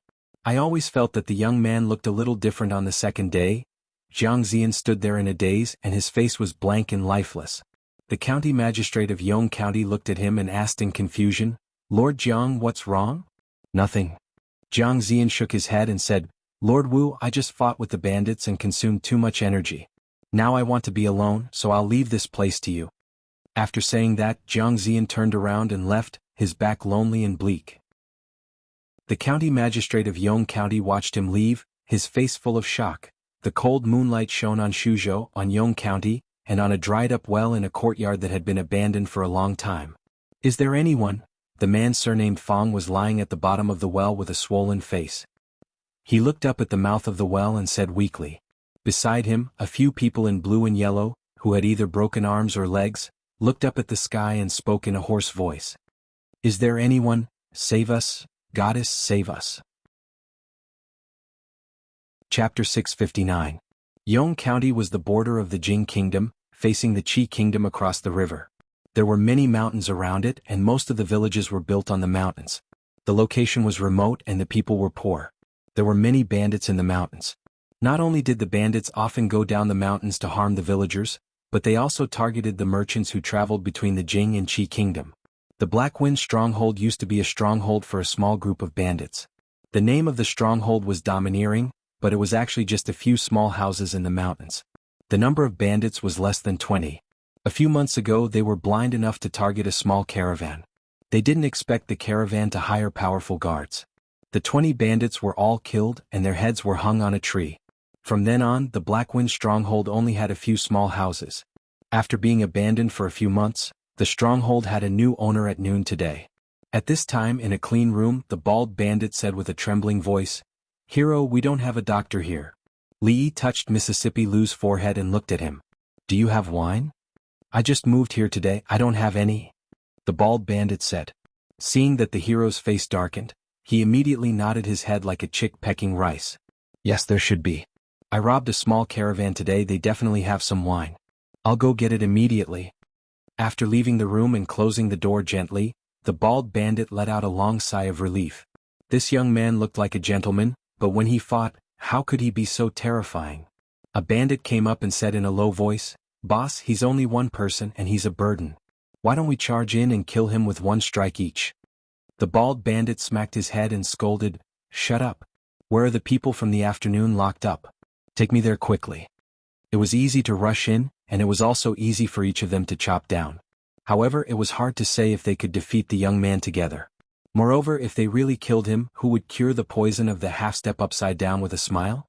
If they didn't have the antidote after 24 hours, he would laugh non-stop, his whole body festering, his meridians broken, and his body exploding, in the innermost room. The bandit knew that his boss was in a bad mood and didn't dare to provoke him again. He immediately said, "Boss, I'll take you there." "Boo-hoo. Miss, are we going to die?" In a dilapidated room, there was a soft sobbing sound. After a moment of silence, a young woman's voice rang out, "It's all my fault. If I hadn't been so stubborn, I wouldn't have been caught by these bandits." In the corner, a big man's face turned red as he said, "Miss, please don't say that. It's all my fault, I didn't protect you well." That surnamed by was plotting against Miss, it was right for Miss not to be with him. "If I had been more vigilant, I wouldn't have." The female voice paused for a moment, then said, "It doesn't matter. At that time you won't be able to do anything." Another young man said regretfully, "If they hadn't captured Miss, we wouldn't have been afraid of them." An old voice sighed and said, "Be quiet, don't let them hear us. Right now we should be thinking about how to escape." Bang. Just as the old man finished speaking, the door was suddenly pushed open and a bald man walked in from outside. After seeing the bald man in the light of the lamp, the sobbing servant girl immediately stopped crying and shrank back, her eyes filled with fear. Seeing these people enter, the beautiful woman's expression also changed slightly. The veins on the big man's forehead bulged and he said loudly, "If you have any problems, come at me, don't hurt my miss." The bald bandit glanced at him and asked, "Do you have wine?" The big man was stunned. Thinking that not only did this bald man want to sully the miss, but he also wanted wine to liven things up, he immediately widened his eyes and said angrily, "If you want to kill me, do as you please. Don't you dare sully my miss. Are you King crazy?" The bald bandit kicked the big man and said angrily, "I asked you if you have wine, what does that have to do with your miss?" The big man was stunned. "Didn't you want my miss to suppress the stronghold?" The bald bandit kicked him again and said, "Are you trying to kill me? Less nonsense, tell me, do you have wine?" This time he ran away from home because he couldn't stand being looked down upon at home. He swore that he wouldn't go back until he made a name for himself. When the time came, that tigress would look at him in a different light. Before he made a name for himself, he already had a wife to suppress the stronghold. Wouldn't he be beaten to death by that tigress? "The wine is in the second carriage," the beautiful woman said. "Why didn't you say so earlier?" The bald bandit glanced at her and walked out the door. When he reached the door, he said again, "Don't think I didn't hear you just now.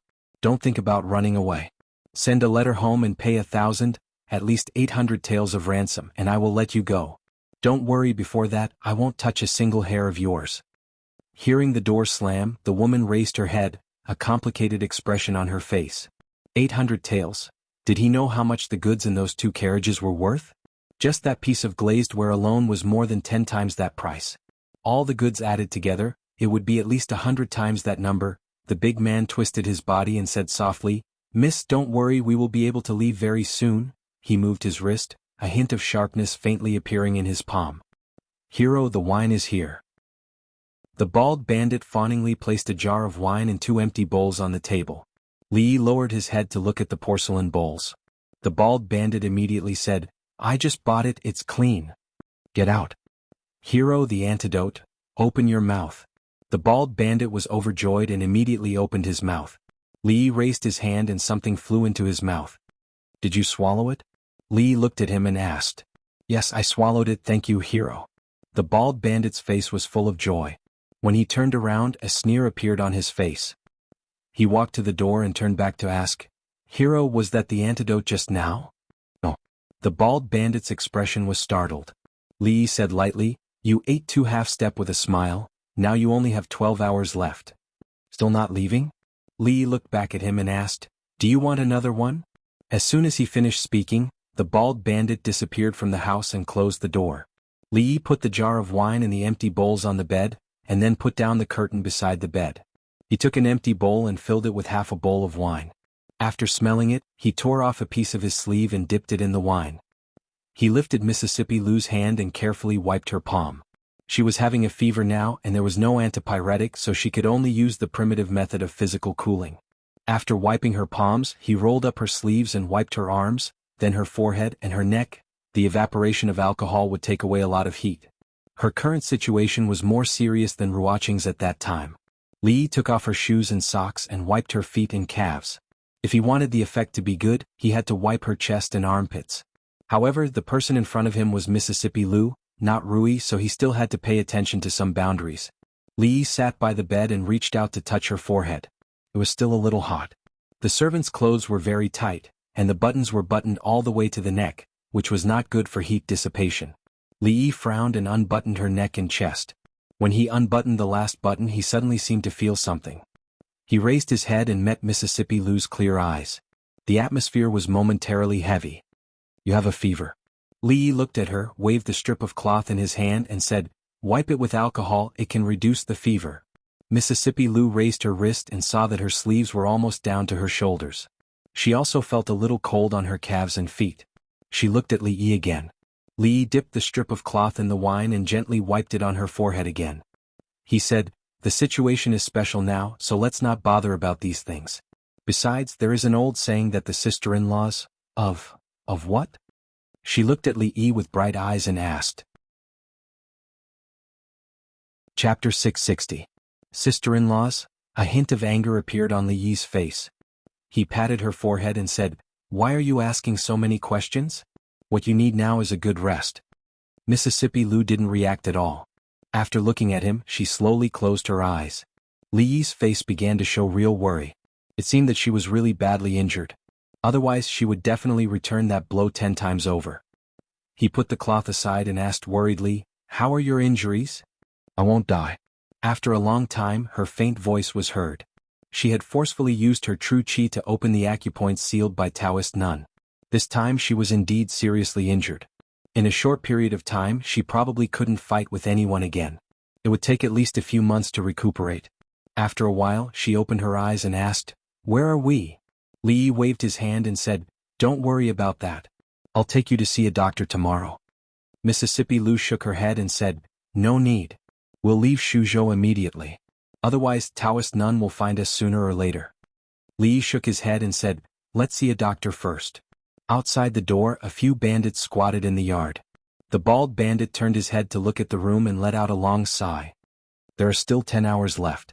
Big brother, it's all our fault. We shouldn't have persuaded you. Beside him, a bandit's face was full of regret. He said, if I had known this day would come, I would have let you go back and turn over a new leaf 2 days ago. We're all brothers. It's not your fault. The bald bandit patted him on the shoulder and said, besides, if I don't make a name for myself, I won't have the face to go back. Big brother, when we get the antidote, let's go back and apologize to sister-in-law, and this matter will be over. A man sighed and said, a day together as husband and wife means endless love. Sister-in-law won't make things difficult for you. I won't go back. The bald bandit gritted his teeth and said, I won't go back if I don't make a name for myself. Let's see what that tigress has to say when I become the greatest bandit of this generation. Everyone couldn't help but sigh. It wasn't easy to become the greatest bandit of this generation, and it was even harder to conquer that tigress. Not good, big brother, be careful. They escaped. A voice suddenly rang out from behind them. They immediately stood up and saw a brother running out from one of the rooms. Behind him, a man rushed out of the room, followed by several figures. "Get your weapons." The bald bandit's expression changed. The people around him reacted and immediately ran in that direction. "Miss, you guys leave first. Leave this to us." The man turned his head and shouted. He then grinned maliciously at the two bandits. "Damn it, I fell for your trap today. Do you really think I'm afraid of you?" Two of the bandits were knocked to the ground in a single exchange, and the few people behind him were also engaged in battle with the bandits who were charging over. The young servant girl and the beautiful woman ran out of the room and ran outside under the escort of the two men. Although the burly man's side had fewer people, they were slightly stronger. Just the burly man alone was enough to take on 3 bandits at once. The few of them were actually able to stall all the bandits, making it impossible for them to chase after the woman. Everything happened too suddenly. Both sides didn't have any weapons. At this moment it was all close combat and the fight was quite intense. At this moment, a young man walked out of a room while supporting another person. The large man turned his head to look and was slightly startled. He immediately said loudly, "Scholar, what are you waiting for? We'll stop these bandits. You should hurry up and escape." The scholar seemed to be frightened by the situation in front of him. He stared blankly at the scene in front of him and didn't move at all. "Dalong, you go take them away." Seeing the scholar's appearance, a trace of helplessness appeared on the burly man's face. Immediately, a young man knocked down a bandit and quickly ran over. "Hurry up and leave." The young man seemed to have finally returned to his senses. He carried his companion horizontally and quickly followed the young man away. "He's quite strong but too timid." Seeing this, the burly man said in a low voice and focused even more on dealing with the bald bandit in front of him. He didn't know if it was an illusion, but he felt that the bald bandit had suddenly become desperate. Seeing that the young man had left, the bald bandit roared angrily. He was both shocked and afraid. He really wanted to rush over and ask for the antidote back, but the burly man blocked him. His eyes suddenly widened and with an angry roar, he pounced over again. The burly man's expression changed. At this moment, the bald bandit gave him a great deal of pressure. A quarter of an hour later, the burly man panted heavily, his whole body drenched in sweat. He looked at the bald bandit and said, "Isn't it just 1,000 taels of silver? We'll give it to you, all right? Get lost." The bald bandit spoke in a hoarse voice, then charged forward once more. Silver was important, but his life was even more important. Without the antidote he would explode and die in 10 hours. "Do you really think I'm afraid of you?" the burly man said angrily. He gathered his remaining strength and punched out. It was already past midnight. Under the moonlight, 2 carriages sped along the mountain road. The young girl placed her hand on her chest and timidly asked, "Miss, do you think they'll be able to catch up?" The beautiful woman gritted her teeth and didn't speak. She glanced behind her and said, "Wait for them up ahead after we leave the forest. There's a village up ahead.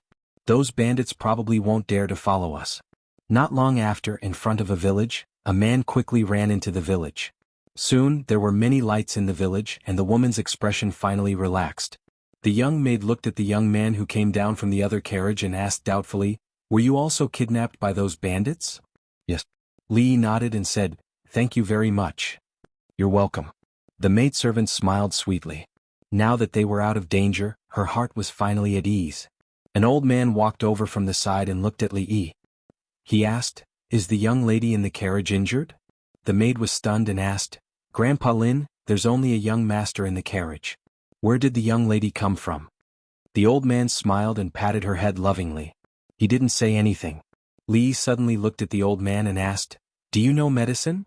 The young girl nodded quickly and said, "Of course. Grandpa Lin was the one who cured me when I caught a cold last time. Usually if someone falls sick at home, there's no need to call for a doctor." After a while, the young maid looked behind her and turned to look at the woman. She asked, "Miss, is there really a young lady in the carriage?" The beautiful woman looked in that direction and a trace of doubt appeared on her face. However, it quickly disappeared and she looked in the direction where they came from. Next to the carriage, Li looked at the old man and asked anxiously, "Old man, how is she? This young lady should be a martial artist, right?" The old man stroked his beard and asked. Li nodded. "This young lady's internal organs have suffered serious injuries. It seems that she took a wrong turn when she was cultivating." The old man looked at him and said, "Although it is good to practice martial arts, one should not be too hasty. Fortunately, this young lady's physique is extraordinary. Otherwise she would have lost her life long ago. Even so, if she wants to recover, she will need to rest for at least half a year. Li was slightly relieved. It was fine as long as her life was not in danger. At this moment he could roughly guess when she was injured. He looked back and could only shake his head helplessly.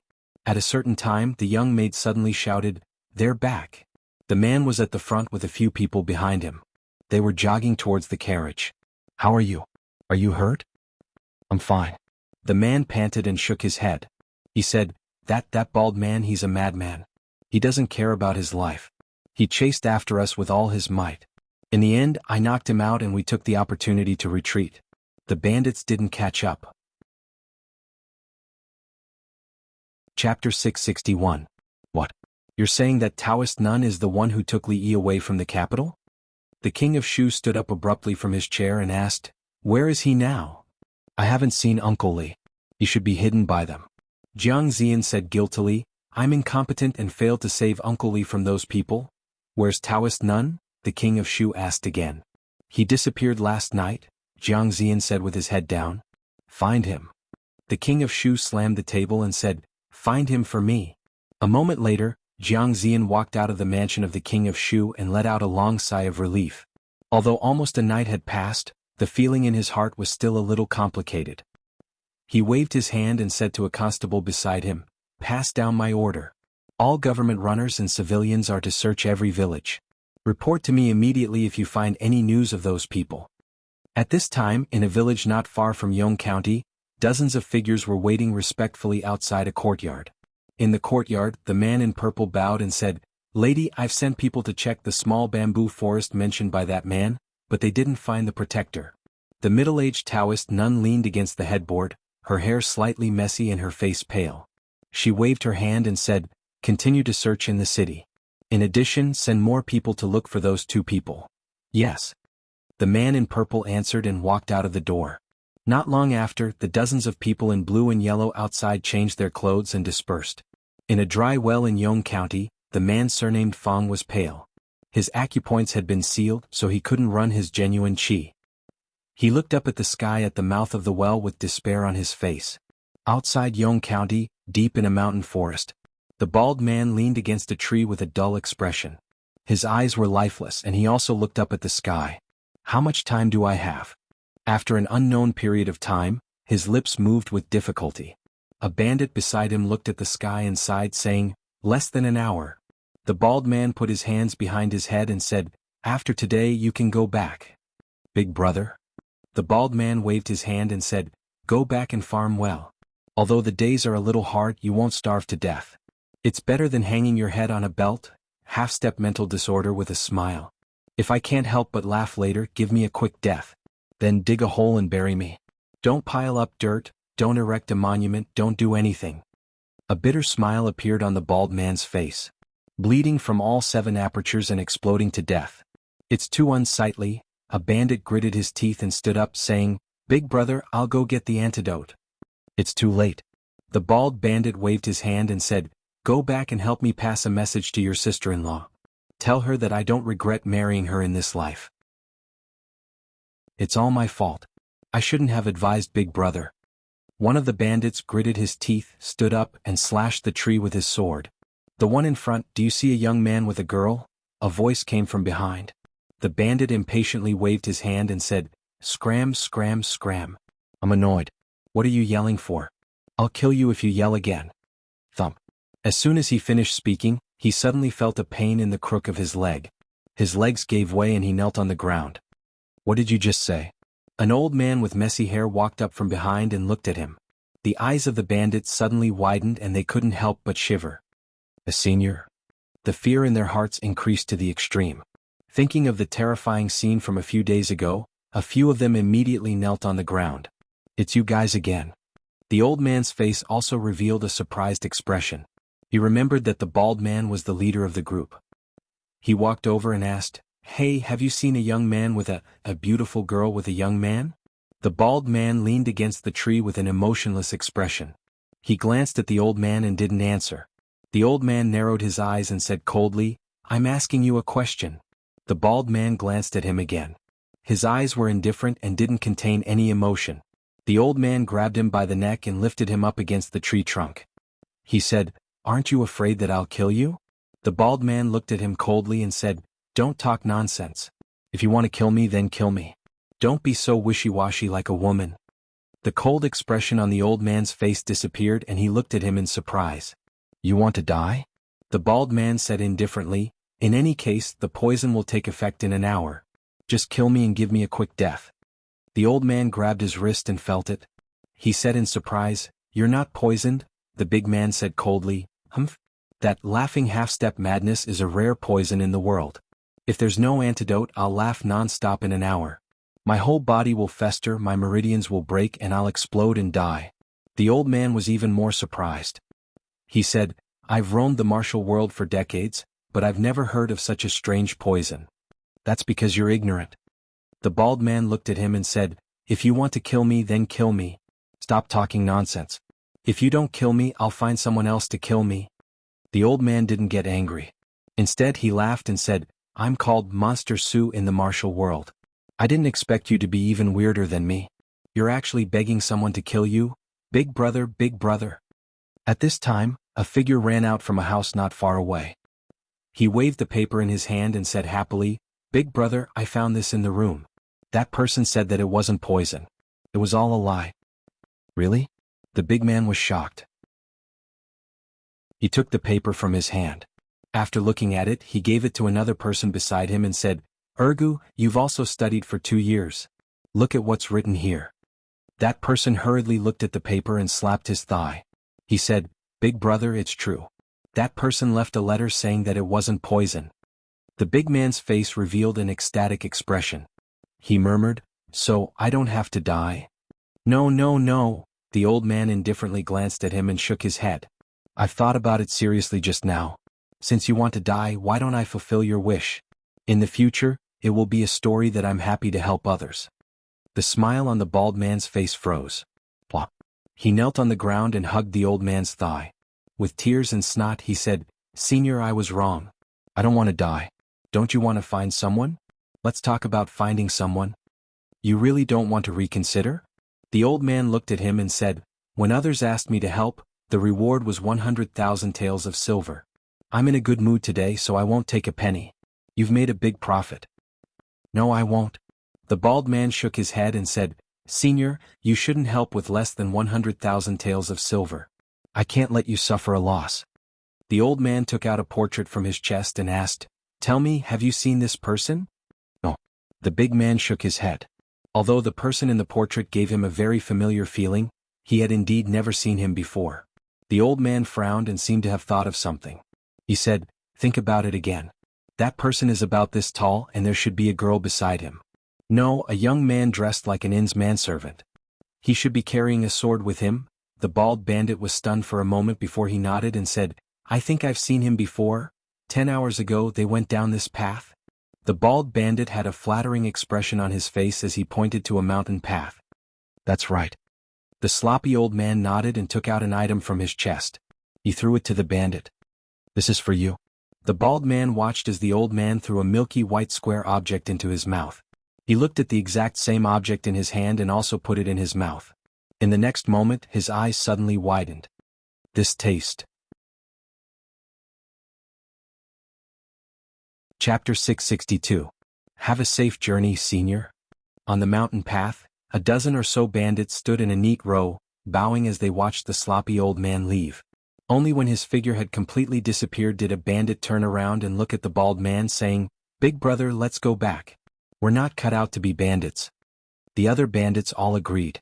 Thinking back to the days they had spent as bandits, they hadn't even made a single deal and had almost lost their lives. Just thinking about it made them feel disheartened. The bald bandit patted him on the shoulder and said meaningfully, "Ergo, don't be discouraged when you encounter problems. Don't be afraid of failure. Since ancient times, which one of those who achieved great things has never experienced setbacks and tribulations?" The young bandit opened his mouth. "Big brother, I've decided." The bald bandit stood at the front of the mountain path and looked at the distant mountains.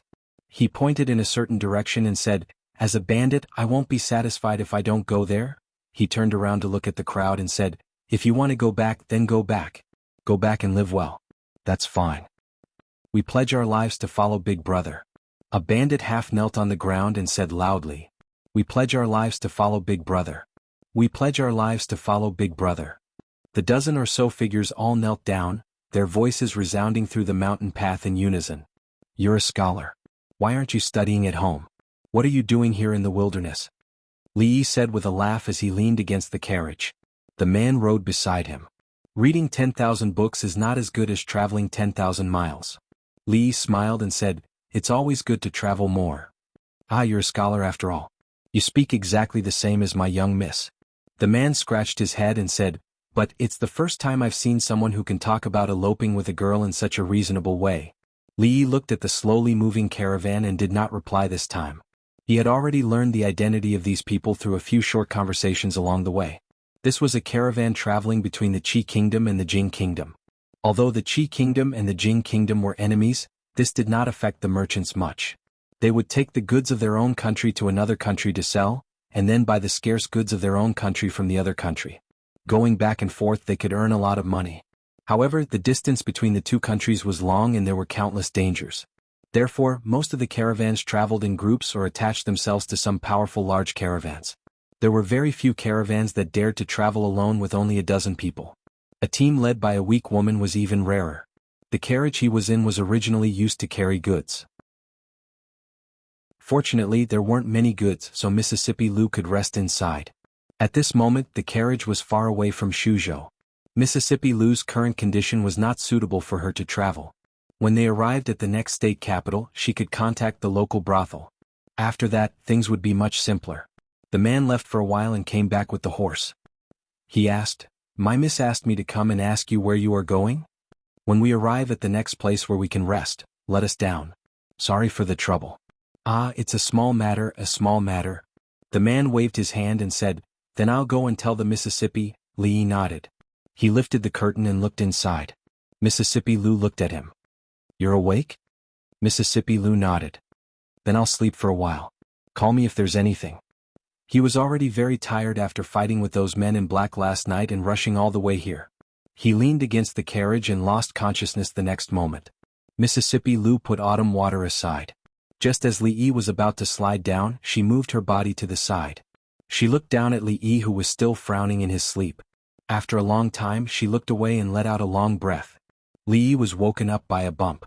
He rubbed his forehead that had bumped into the carriage. He turned his head to look and suddenly sat up. He blurted out, "Rui?" The man lifted the curtain and said, "You're talking about that girl? The miss has invited her to the carriage in front." Li Yi rubbed his forehead again and asked, "Where are we now?" "You've only slept for less than an hour." The burly man said, "Look, that's the ferry in front. You should be from Jing country, right? When you reach the ferry, turn left and you'll reach Qin County, and turn right and you'll reach Yong County. It's closer to Qin County." Elder Lin said that this lady can't travel. "I'll help you hire a carriage." Li Yi was stunned for a moment as he listened to the burly man's incessant chatter. "Isn't this the carriage to the Jing Kingdom?" "No." The man shook his head and said, "We've just returned from the Jing Kingdom. After this ferry we'll reach the Daqi Kingdom." Li Yi jumped down from the carriage and rubbed his head. He had actually taken the wrong carriage. He definitely couldn't go to Yong County. The king of Shu and the Taoist nun must be looking for them. Qin County. Qin County was just next to Yong County. With the friendship between him and the king of Shu, he would probably turn the entire Shu province upside down. Forget it, he should go to Qin County first. With the cover of the brothel there, it should be safer. There were many boats and carriages at the ferry. The guards were moving the goods from the carriages in front of them onto the boats. A few steps ahead, the woman was talking to Mississippi Lu. "Thank you for last night." Li Yi walked over and cupped his hands towards the beautiful woman. The woman nodded slightly and said, "It was just a coincidence." "You're welcome." Li Yi looked at Mississippi Lu and said, "We have to go." The woman turned around and said to the man and the others, "We should also get on the boat." "Hey you guys, I'm talking to you guys. Wait a minute, have you seen these two people?" A voice came from behind. Li Yi turned around and saw a group of soldiers stopping the passing carriages. The leader of the soldiers opened the curtains and carefully compared the few people with the portraits in his hand. Then he waved his hand and said, "All right, you guys can go." Then he turned around and pointed again, saying, "That carriage over there, stop." Ahem. Li Yi turned around and looked at the woman. He said, "Miss, I have a presumptuous request." The woman named Lin Wanru was startled. She looked at the young man in front of her and then looked at the woman in men's clothing. A look of understanding appeared on her face. After a while, she nodded slightly. "All right. The few of you guard here. Check every car and every person that passes by carefully." A young general stood at the ferry and said to dozens of soldiers, "This is the order of His Highness, the King of Shu. If you find out, His Highness will greatly reward you." Li Yi stood at the bow of the boat and looked at the blurred ferry. The man's laughter came from the side. "I've said it before. If you want to go, go far away. It's not good to be caught doing this kind of thing. However, you guys are already like this. It doesn't matter where you are. Go to a place where no one knows you and live a good life. That's better than anything else." The man patted him on the shoulder and said, "You guys have no place to go for now. You can go to our place first. It's not far from here anyway. You're a scholar with a weak body, but you seem to be quite strong. That you're tuning in to the Sword Dance in the Vast Sky YouTube channel. Don't forget to subscribe and join us on this journey to catch the most captivating stories.